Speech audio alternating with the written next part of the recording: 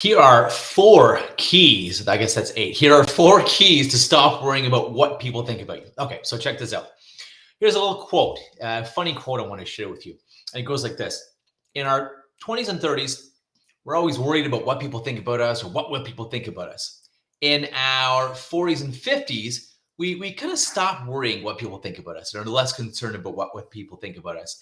And then in our, 60s and 70s, we actually come to realize that no one was thinking about us all along anyway. So we're worried what people think about it, but usually people are so wrapped up in their own head, worried about their own lives and what people think about them, that they're often too concerned and too busy looking at us and thinking about us and judging us. So just a quick funny quote for you to think about. Most people are too much in their head anyways to even worry or think about you. And if something blows up, something happens, you make a mistake, a big one or a small one. I did a blog video earlier this week that had no sound. Matt, is anyone going to really remember that in a day or 3 or a week? No. So stop worrying. Okay, cool. So number 1, what to do when you're worried what someone's going to think about you, because it's been programmed in from our parents or from whatever. You're worried, what will people think? Your parents saying, what would people think? What would people say? Well, who cares? But in case you need these steps, number 1, just breathe through it. Just that feeling, that fear, that worry. Sounds simple, but it works. Just breathe through it.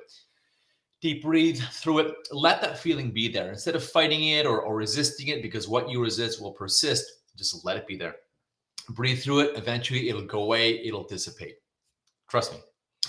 It's awesome. It's awesome. Number 2, just do it. If you're fear of it, if you're afraid of it, if you're worried what people are going to think, just do it anyways. If you're fearing, it means it's important to you. Usually, if something is not important to us, we don't really care. We don't care what people think. We don't care if it doesn't work. We don't care if we don't do it. If something's really important to us, that's when some of the biggest fears happen, because it's important. It's our mission or purpose or something it's impactful and powerful for us. So often that's where we get worried, right? So if that's the case, do it within 3 seconds. If you want to check out my 3-second hack video, the 3-second rule. Anyways, I digress. If you want to do it, if you're worried or scared or worried what people think, do it anyways. If I want to say something about what will people think, or if I want to do a video on something, what people say is it's going to ruffle people's feathers, that's okay. Go ahead, ruffle people's feathers. Have a message, have a purpose, speak out. Use the gifts that you were given by the universe or God or life, whoever. Use your gifts.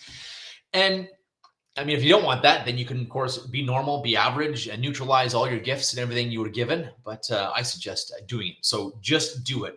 Like the shoe says, just do it within 3 seconds or you'll talk yourself out of it.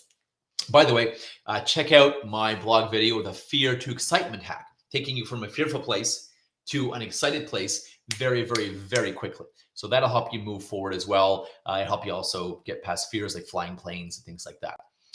And number 3, rationally ask yourself, okay, what does it cost? What is the cost of opportunity if I don't do this?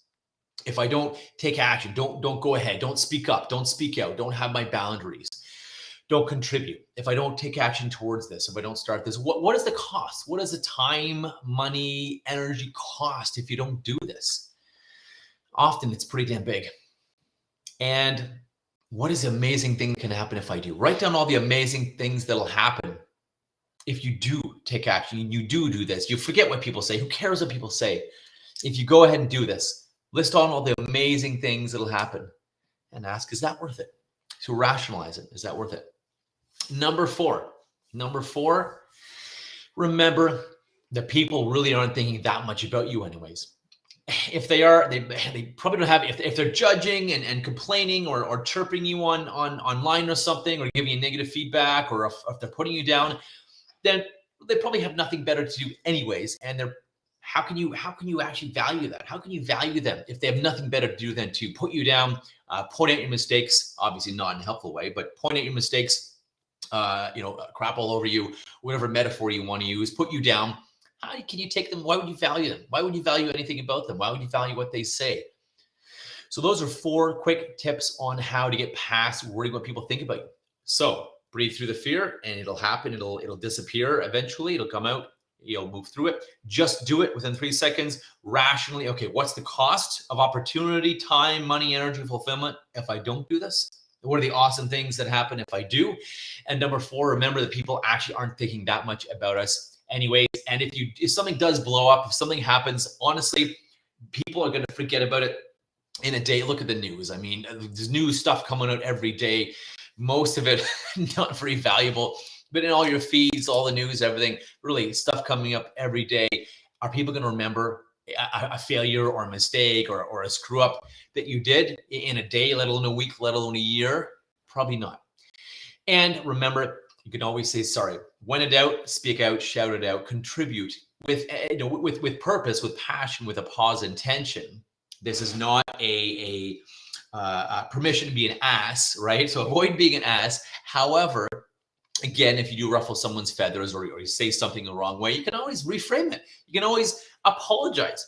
You can always say, hey, my bad. I meant it this way. I don't know if it was received this way, but this is what I meant when I said that. Was that what came across? Did it come across differently? How did you receive it? And is there anything do I need to apologize if I've ruffled your feathers, or if you feel I've put you down? That was not my intent. My intent was to help, to contribute, to help to see things another way, to be devil's advocate, right? You can always apologize. Never too late to apologize, right? And if someone really doesn't like what you say and you're being authentic and they're real you, and they don't like you or really don't want to hear from you, do you want to hang out with them anyways? Do you want to work for them anyways? If you speak up at work, or you speak up in a relationship or in a group of friends, and they don't want to hear what you say, or they don't value your thoughts or your opinion, they don't value you, they don't let you speak, they don't want to hear from you, why the hell would you want to work with them? Why would you want to date them or be friends with them or be colleagues or business colleagues? Why would you want them as a client, right? I used to worry so much when I was onboarding coaching clients that, well, if I ruffle their feathers, if I say something wrong, or if I don't call them out on their bullshit, I say, no, actually, I disagree. Or no, actually, that sounds like it might be a limiting belief. Or actually, it sounds like that's getting in your way. It sounds like that is a barrier more than actually real evidence or a real reason. That sounds like it might just be, a perceived barrier, a made up barrier, or a story. And it was affecting my sales. Nothing will kill your sales and your results more with clients than trying to be liked or being super attached to what people think about you, right? Or super attached to the sale or to the hire or whatever you're doing. Be you, be real, be authentic. Avoid, killing that sales, so to speak, and avoid wanting to be liked. Avoid wanting to sound too smart. It's that ego, and people can see it's ego versus truly wanting to help them. And Einstein said it brilliantly. If you can't explain something simply enough, you don't understand it well enough. So you don't have to be, using all these big words and fancy terms and acronyms and everything and wow people and blow them away. Look how smart I am. You just be raw and real with people. Talk to them like a real person. Talk to them in layman terms. Talk to them like a friend. Honestly, talk to prospects, clients, hiring managers, employees. Talk to them like a friend. You're going to have much, much, much better results in communication relationships, and people will take what you say to heart. Hope that's been helpful. Those are 4 ways to stop worrying about what people think about you, because they're not even really thinking about you anyways. Everyone's wrapped up in their own crap in their own world, worrying about them and their lives and paying the bills and what other people think about them. Anyways, till next time, have a powerful day. Talk to you soon. Visit me on unleashyourpower.com or James at Unleash Your Power if you'd like to know more. You want to hear me speak, want to talk more, and feel free to subscribe and check out my